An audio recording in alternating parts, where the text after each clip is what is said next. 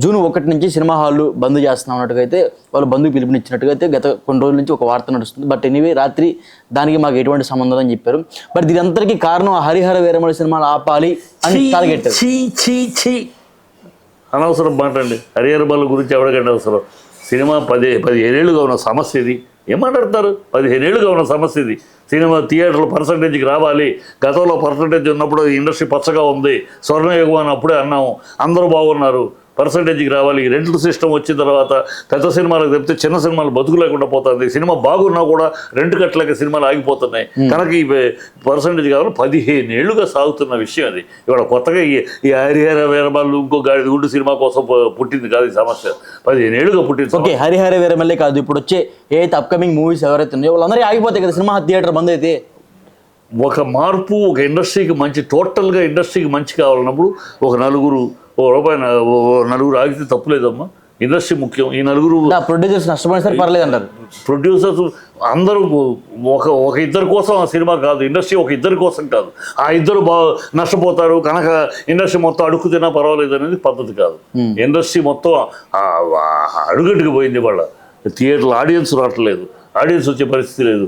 థియేటర్లు రెంట్లు బెబసంగా వాళ్ళు మెయింటెనెన్స్ మేము మా వల్ల కావట్లేదు, మెయింటెనెన్స్ పెంచుకోవాలంటున్నారు. చిన్న సినిమా బాగున్న సినిమా కూడా 2వ వారానికి, ప్రజలు బాగున్న సినిమా కూడా 2వ వారం రెంట్ కట్టుకోలేకపోతున్నారు. ఇది స్ట్రీమ్ లైన్ అవ్వాలి.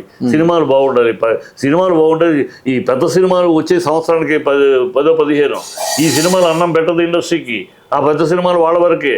ఈ ఇండస్ట్రీకి అన్నం పెడుతున్నది 200 చిన్న సినిమాలు. వాడికి డబ్బులు వస్తాయో రావో, వాడు మొత్తం మీద సినిమాలు తీస్తూ ప్యాషన్ తోటి వచ్చి సినిమాలు తీస్తూ 200 సినిమాలు వాడే 24 క్రాఫ్ట్లకి పనిస్తారు. లైట్ బాయ్కి, మేకప్ మ్యాన్కి, కాస్ట్యూమ్ అసిస్టెంట్కి, ప్రొడక్షన్ బాయ్స్కి, వీళ్ళందరికీ ఫుడ్ పెడుతున్నది ఆ 24 సినిమాలు, ఆ చిన్న సినిమాలు.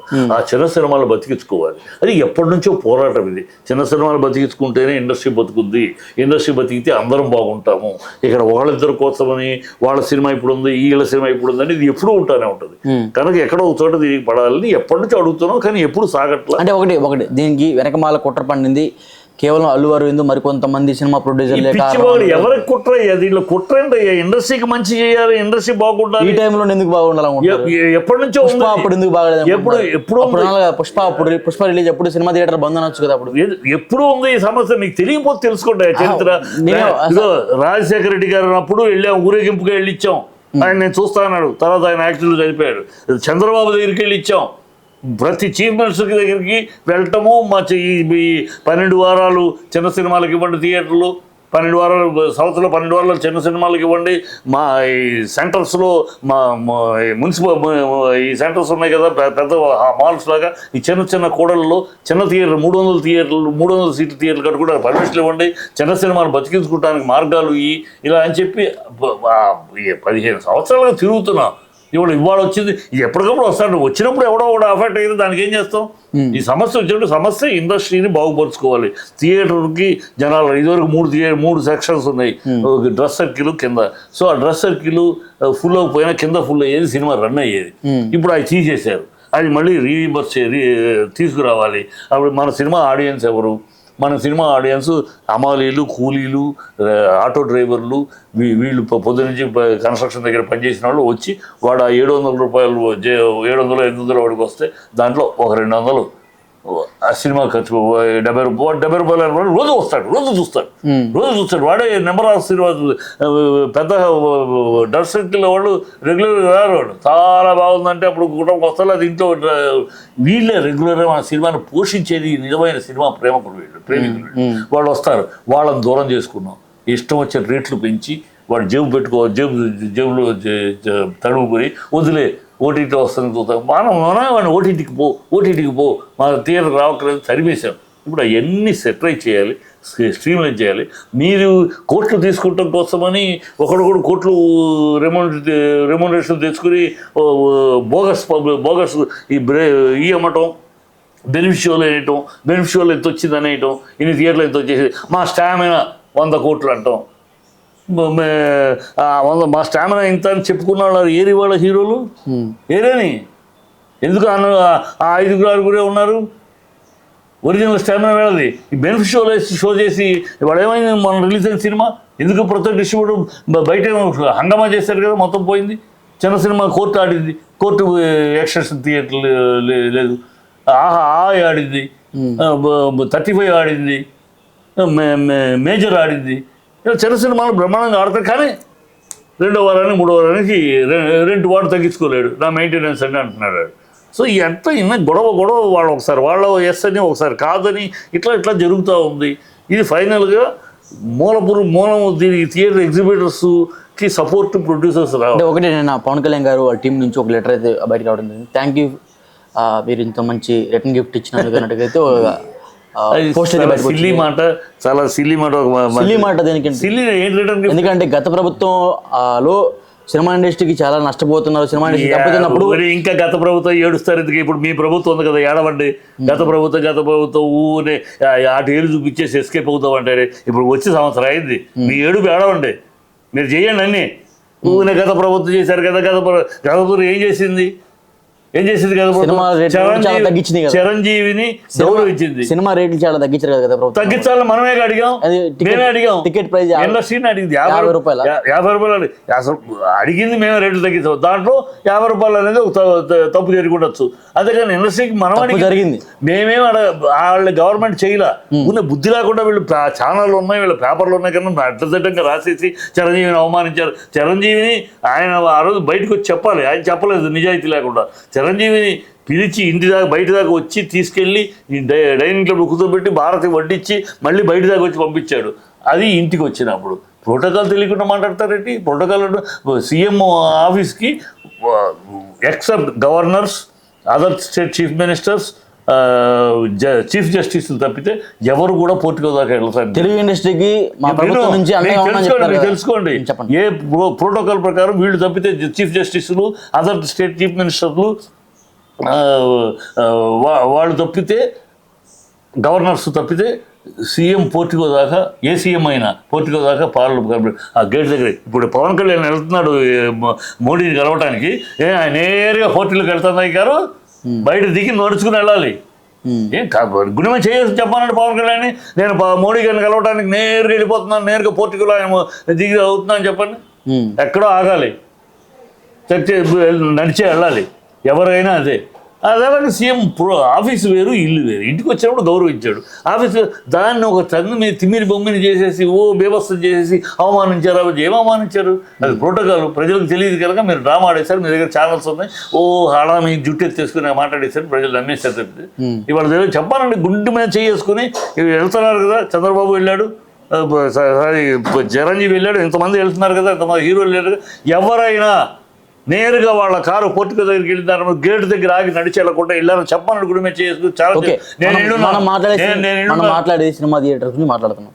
ఇవన్నీ అబద్ధాలు. ఇవన్నీ పక్కన పెడితే ఏమంటున్నానంటే, ఇది ఇంకా ముగిసిపోదంటారా? ఏమీ లేదు దాన్ని వీళ్ళు ఏదో ట్రై చేశారమ్మా సినిమా కోసమని, ఆ సినిమాకి హైప్ తీసుకురావడం కోసమని. ఆ సినిమా పవన్ కళ్యాణ్ అలవాటు. అంటే పవన్ కళ్యాణ్ మొదటి నుంచి కూడా చూడండి, ఆయన పార్టీ పెట్టినప్పటి నుంచి కూడా ఆయన సినిమా రిలీజ్ ఉందంటే అంతకుముందు కాకినాడలో ఒక పెద్ద మీటింగ్ పెడతాడు, పార్టీ తరపున మీటింగ్ అని హంగామా చేస్తాడు. ఒకసారి తిరుపతిలో మీటింగ్ పెడతాడు. ఆయన ప్రతి సినిమా రిలీజ్ అప్పుడు ఒక హడావిడి చేసుకుంటాం, ఆ సినిమాని హైప్ చేస్తూ ఓకే ఒక హీరోగా దాన్ని తప్పట్టని, హీరోగా నీ సినిమాని ప్రమోట్ చేయటాన్ని. ఆ భాగంలోనే ఇది, ఆ భాగంలోనే సినిమాని కొంచెం డల్గా ఉంది. సినిమా 2 ఏళ్ళు అయింది, 3 ఏళ్ళు అయింది. ఈ సినిమా ఏంటి, ఎలా ఉంటుంది ఏంటి, కొంచెం పెద్ద ఎగబడే పొజిషన్ లేదు. సో దాన్ని కొంచెం హైప్ చేయటం కోసమని ఈ డ్రామా లేని డ్రామా అసలు థియేటర్లు మేము ముయట్లేదు అని చెప్పినాక ఈ డ్రామా ఏంటి. ఓకే, బయట కొంతమంది మీలాంటి ప్రొడ్యూసర్స్ ఏమన్నారంటే, ఈ సినిమా థియేటర్ల బంధు వెనక మళ్ళీ ద్వారంపూడి చంద్రశేఖర్ రెడ్డి హస్తం కూడా ఉంది, మరి కొంతమంది ప్రొడ్యూసర్స్ కలిసి ఇదంతా నాటకం ఆడుతున్నారని చెప్తున్నారు. దానికి ఎవరికి అవసరమయ్యా నాటకం ఏంటి? దీంట్లో ఎవరినో దెబ్బ కొట్టాలని, ఎవడు దెబ్బ కొట్టాలని, ఎవడు ఏదో పవన్ కళ్యాణ్ దెబ్బ కొట్టాలి, పవన్ కళ్యాణ్ పెద్ద పుడింగి, ఇంత పెద్ద ఆయన వల్ల మొత్తం ఇండస్ట్రీ అంతా ఆయన చుట్టూ తిరుగుతుంది, ఆయనే ఏం కాదు, అంత సీరియల్ లేదు. ఊనే మీరు ఎగేసుకుని మమ్మల్ని కేంద్రీకరిస్తుంది, మమ్మల్ని టార్గెట్ చేస్తుంది, ఈ పిచ్చి మాటలు మాట్లాడదు. మిమ్మల్ని రాబోయే 4 సినిమాలు మీది ఒకటి అంతే. ఊనే ఓవర్గా మిమ్మల్ని మీరు ఎత్తేసుకుని మీకోసమే మొత్తం బతుకుతున్నట్టు, ప్రపంచం అంతా మీ అంకే చూస్తున్నట్టు, ప్రపంచంతో మీ ఈ డ్రామాలు ఎందుకయ్యా? అసలు వాళ్ళకి అలవాటు. ప్రతి వాళ్ళ హైప్ చేసుకుంటాం, వాళ్ళని పైకి ఎత్తుకుని వాళ్ళని బట్టే మొత్తం మేమే నువ్వు ఎన్నో హీరో ఇండస్ట్రీలో బాలకృష్ణ చిరంజీవి గారు గొప్పడవే కాదు, మహేష్ బాబు ఆయనే ఒప్పుకున్నాడు కదా, గొప్ప హీరో కాదని. ఆయన ఒప్పుకున్నాడు కదా. ప్రభాస్ కన్నా మార్కెట్ నువ్వు కాదు. అదే సార్, ఆయన ఒప్పుకున్నాడు కదా, గొప్ప హీరో కాదు. ఇంకేదో పెద్ద నువ్వు నెంబర్ 1 నువ్వే ఇండస్ట్రీ అన్నట్టు మాట్లాడతావు ఎందుకు? నువ్వే ఇండస్ట్రీ అన్నట్టు, ఇండస్ట్రీ అంటే కానీ ఈ సందర్భంలో ఎందుకు ఈ సందర్భం ఈయన కోసం చేయలేదు చెప్పండి. ఎప్పుడు మరి పుష్ప అప్పుడు ఎందుకు చేయలేదు ఇట్లా? పుష్ప అప్పుడు వచ్చింది ఈ టాపిక్. పుష్ప ఆపటం అనే థియేటర్ మేము మా నిర్ణయం కాదు, ప్రొడ్యూసర్లు అడుగుతున్నాం. పుష్ప అప్పుడు కూడా, పుష్పకు ముందు కూడా చూసుకోండి కావాలంటే ప్రొడ్యూసర్స్ తరఫున పర్సంటేజ్ కావాలని చిన్న నటి కుమారు నేను మీ టీవీలో మాట్లాడుతూనే ఉన్నాం ఎప్పటికప్పుడు. కానీ ఆనాడు ఎగ్జిబిటర్స్ ఒప్పుకోలే. ఎగ్జిబిటర్స్ మాకు అది వస్తుంది మాకు. ఇప్పుడు ఎగ్జిబిటర్స్ దారికి వచ్చారు, ఎందుకంటే వాడు మాడు పొగులుతున్నాయి. పెద్ద సినిమాలు వేసుకున్నా కూడా డబ్బులు రావట్లేదు. 3వ రోజుకి బాగా, లేకపోతే 3వ రోజు పోతున్నాయి. చిన్న బాగున్న సినిమాలు ఆడించుకుందామంటే రెంట్ తగ్గించుకోవాల్సి వస్తుంది, అది కుదరట్లేదు. కానీ వాళ్ళకి మాడు పగిలి ఒక పద్ధతికి వచ్చారు, వాళ్ళు కూడా దారికి వచ్చారు. ఇప్పుడు వచ్చిన వాళ్ళు ఎవరు? ఆ నలుగురు అవుతున్నారు. దివేష్ వచ్చిన వాళ్ళ నలుగురు. మరి సురేష్ బాబు వచ్చాడు, దిల్ రాజు వచ్చాడు. ఏది పర్సంటేజ్ ఒప్పుకుంటారు. వాళ్ళు ఎగ్జిబిటర్లు, ప్రొడ్యూసర్లు కదా, వాళ్ళు ఏమి ఒట్టి ప్రొడ్యూసర్లు కదా. ప్రొడ్యూసర్లు, ఎగ్జిబిటర్, డిస్ట్రిబ్యూటర్ 3 సర్కిల్లో ఉన్నారు. వాళ్ళు ఒప్పుకున్నారు, వచ్చారు కదా. ఎస్ మేము సపోర్ట్ చేస్తామని. అందుకని మిగతా ప్రొడ్యూసర్లు మిగతా చిన్న ప్రొడ్యూసర్లు అందరూ సపోర్ట్ చేస్తున్నారు. పెద్ద ప్రొడ్యూసర్లకు ఇబ్బంది. ఇది మొదటి నుంచి ఉన్న సమస్య.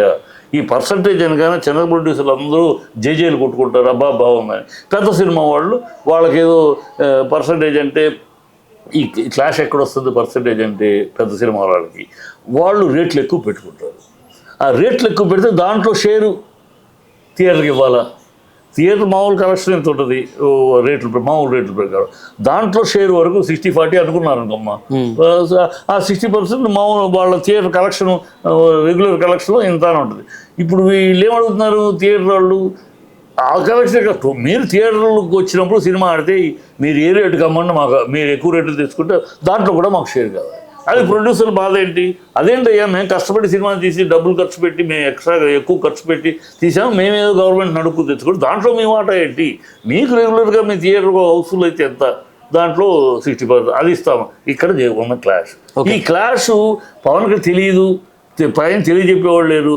ఇది రిటర్న్ గిఫ్ట్ అంటాడేటయ్యా, return gift mister Kalyan, mister Pawan Kalyan, నువ్వు రిటర్న్ గిఫ్ట్ ఇవ్వాలనుకుంటే నువ్వు ఇవ్వాల్సిందే ప్రజలకి, నిన్ను నమ్మి ఓట్లేసిన ప్రజలకి.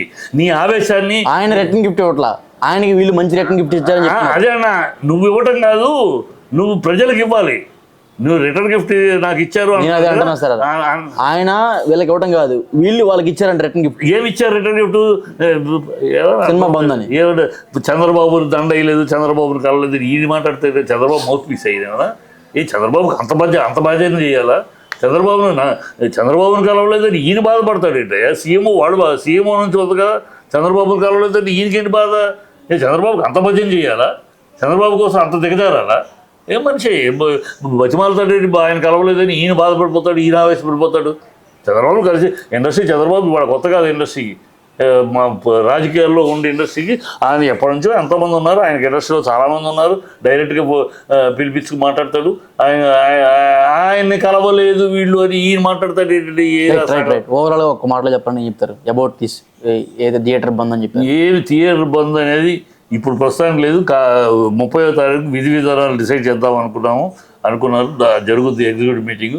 అది జరిగినాక బంద్ అవసరమైతే బంద్ అవుద్ది, ఇండస్ట్రీ బాగుపడుద్ది. ఇండస్ట్రీ మొత్తం ఇన్ టోటల్ ఇండస్ట్రీ 24 క్రాఫ్ట్లతో కూడిన 2 లక్షల మంది వ్యక్తులతో కూడిన ఇండస్ట్రీ. ఒక 4 హీరోల కోసమో, 4 డైరెక్టర్ల కోసమో, 4 నిర్మాతల కోసమో ఇండస్ట్రీ కాదు. అది ఎప్పటి నుంచో పోరాడుతున్నాం. ఇది ఈ బ్రేక్ అవ్వాలి. ఇది ప్రభుత్వం ముందుగా పవన్ కళ్యాణ్ చెప్తున్నాను ఇప్పుడు సజెషన్. పవన్ కళ్యాణ్ కనుక చిత్తశుద్ధి అయితే ఇండస్ట్రీ అక్కడ డెవలప్ అవ్వాలి చేస్తాను చెయ్యి. ఒక్కసారి వెనక్కి వెళ్ళి చరిత్ర తెలుసుకో. ఇండస్ట్రీ చెన్నై నుంచి హైదరాబాద్కి ఎలా వచ్చిందో తెలుసుకో. పవన్ కళ్యాణ్ హైదరాబాద్ రావడానికి అంతకుముందు వచ్చేవాళ్ళం, మేము అసిస్టెంట్గా వచ్చేవాళ్ళం, తీసేవాళ్ళం, సారథి స్టూడియోలో షూటింగ్ చేసేవాళ్ళం, వెళ్ళేవాళ్ళం. కానీ ఇండస్ట్రీ వచ్చిపోవడమే కానీ ఉండేది కాదు. అప్పుడు రామారావు గారు, నాగేశ్వరరావు గారిని, 2 మహానాయకులు, 2 నటులు, వాళ్ళు ఒక నిర్ణయం తీసుకున్నారు. ఇలా కాదు, వచ్చిపోవడం కాదు. నాగేశ్వరరావు గారు నాతోటి స్టార్ అంటే హైదరాబాద్లోనే తీయాలి అని నిర్ణయం తీసుకున్నాడు. రామారావు గారు నా సొంత సినిమాలు ఇక్కడే తీస్తానని ఎన్ఐటీ స్టూడియో కట్టి తీయటం.